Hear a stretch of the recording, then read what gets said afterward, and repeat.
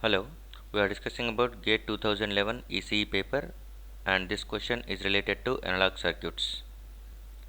Statement for linked answer questions. Look at the circuit diagram, and in the circuit shown below, assume that the voltage drop across a forward bias diode is 0.7 volts and thermal voltage given as Vt is equal to Kt by Q, which is equal to 25 millivolts. The small signal input Vi is equal to Vp cos omega t. The value of Vp is 100 millivolts. We are going to calculate the bias current IDC through the diodes and AC output voltage, okay, VAC. First one is bias current IDC flowing through the diodes. IDC is nothing but DC current flowing through the diodes we are going to calculate, and AC output voltage across those four diodes that we are going to calculate. VAC, this is what we are going to calculate.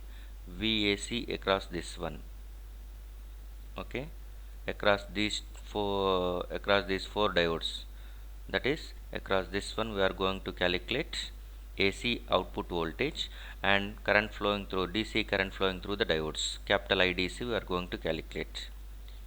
Remember that one, any circuit, okay, so any circuit is going to be consisting of two types of analysis. One is nothing but DC analysis, okay, DC analysis, and the other is nothing but AC analysis. There will be two types of analysis are going to be possible for every linear circuit. One is considered as DC analysis, the other is considered as AC analysis.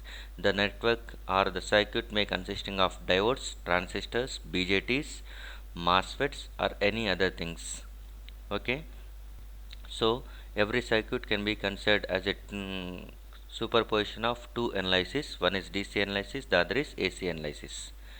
DC analysis generally used to calculate DC voltages and DC currents. That implies nothing but biasing voltages and biasing currents, okay. And generally this is going to be called as the combination of DC voltage and DC currents are going to be called as Q point. So to calculate Q point or operating conditions, that is nothing but what are the biasing currents and biasing voltages are present in the circuit. To know that one, we have to go for DC analysis, whereas AC analysis is going to be used to calculate, okay, input impedance, output impedance, gain, and frequency response, that is nothing but calculation of bandwidth, upper cutoff frequency, lower cutoff frequency, like this, okay. So to calculate all these things we generally do the AC analysis, and whenever you are performing DC analysis we assume that one AC voltage is going to be 0, and whenever we are going for the AC analysis DC voltage are assumed as 0 because of superposition theorem, okay. So first of all we are going to calculate the bias current, that is DC bias current flowing through the diode, that we are going to calculate. Since we are dealing with DC biasing currents, that is comes under DC analysis, by that time we assume that one AC voltage applied is treated as 0. So this is what we are going to calculate. So this is a circuit given and we assume that one it is going to be 0. So AC voltage is 0 and there is no AC current flows now, okay, there is no AC current flows and there is no AC voltage is going to be generated. This is what you are going to get. 12.7 volts is applied across these four diodes along with 9.9 kilo ohms, and these are the four diodes. And since positive terminal of the voltage is connected to P side of these diodes, all four diodes will be under forward bias and voltage drop across each diode is going to be 0.7 volts. So each diode is going to be having a 0.7 volts forward voltage, since all the diodes are under forward bias condition. So all are in series. Whenever voltages are in series they will be gets added up. So this will be equal to 0.7 into 4. So the circuit is going to be effectively represented as the circuit effectively represented like this, plus minus with 12.7 volts, and there is a resistor of 9900 ohms, and there is a voltage of 0.7 into 4, which is nothing but 2.8 volts, and this is going to be the current flowing through under DC conditions. So this is IDC. IDC can be calculated as IDC is equal to 12.7 minus 2.8 divided by 9.9 kilo ohms. So this is 9.9 volts divided by 9.9 kilo ohms. So 9.9, 9.9 will get cancelled, 1 you will get. So that implies nothing but 1 milliampere. The DC current flowing through the diode is nothing but 1 milliampere. Okay, and now we will go for the second one. That is, second bit is nothing but B. Voltage across that one. Okay, B bit.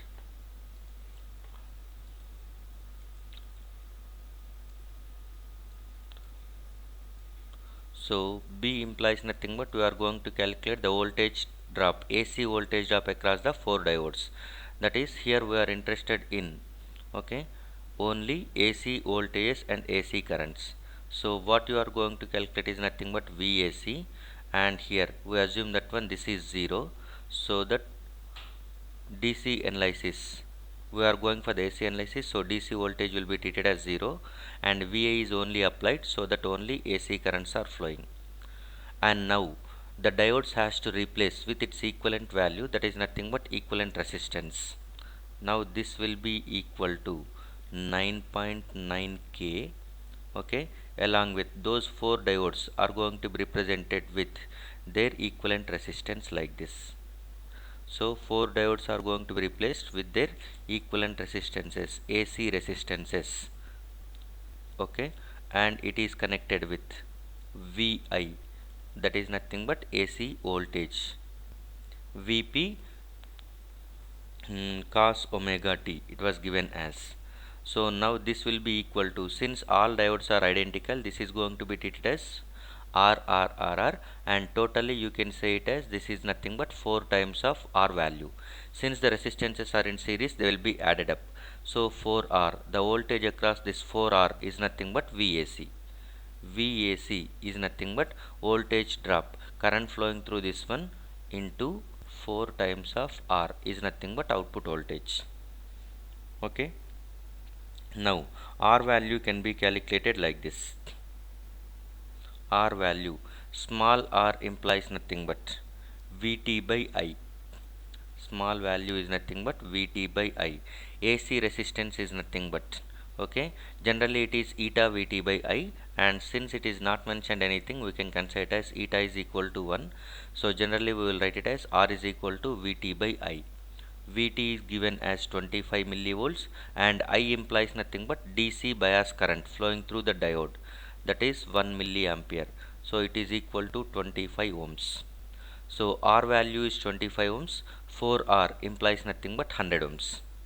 4R implies nothing but 100 ohms. This is what 100 ohms, 4 times of 25. Now you can calculate the AC current flowing through this circuit, that is I. I is equal to, we can write it as applied voltage VI divided by 9.9, that is nothing but 9900 plus 4 times of R, that is 100 ohms. Okay, so VI is equal to VP VP cos omega t divided by 9.9 9900 plus 100, 10,000, that is nothing but 10k. So I is equal to written as Vp is equal to 100 millivolts into cos omega t divided by 10,000. That implies nothing but cos omega t divided by 100 milliamperes. This is what I value, and V naught is equal to, we can write it as VAC. VAC is equal to I times of 4R. So VAC is equal to VAC is equal to I times of I implies nothing but cos omega t divided by 100 milliamperes multiplied by 4R. 4R, this is what the equation we are going with. VAC is equal to I into 4R. I is this much, 4R is nothing but 100. So 100 get cancels. What you are getting is nothing but cos omega t millivolts. So VAC is equal to cos omega t millivolts. IDC is equal to 1 milliampere. The right answer for this question is nothing but the bias current IDC flowing through the diodes is 1 milliampere. So the answer is A for the first question. And AC output voltage VAC is nothing but simply cos omega t millivolts. That is 1 time of cos omega t. So B is the right option for the second one. A is the right option for the first one. Thank you.